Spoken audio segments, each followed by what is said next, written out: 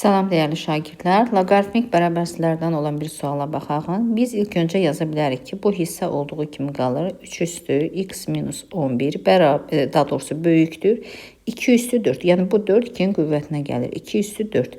3 üstü x minus 11 böyükdür. 2 üstü 4 16-dır. 3 üstü x böyükdür.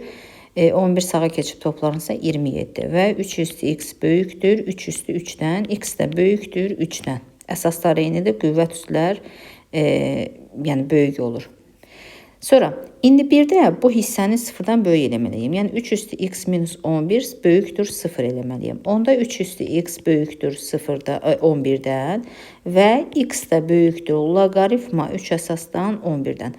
Bu da təxminən 2 tam eləyir. Yəni belə yazsaq, x böyükdür 2 tam nə qədərsə. Çünki 11 2-nin daha doğrusu 3-ün ikinci dərəcədən qüvvətinə bərabərdə, ona yaxındır, daha yaxındır. İndi baxın, hər ikisi bu 2 dənə bərabərsinin kəsişməsinə baxırıq. Yəni x böyükdür 2 tamdan və x böyükdür 3-dən. Bura 2 düşsün və heç biri də daxil deyil. Burada 3 olsun. Hər ikisindən böyük, yəni müsbət sonsuzluğa gəlir və 3 də daxil deyil. Onda bunların kəsişməsi nə olur? X daxildir. 3 müsbət sonsuzluq, amma 3 ora daxil deyil. Cavab bu şəkildə olacaq. 3 müsbət sonsuzluq.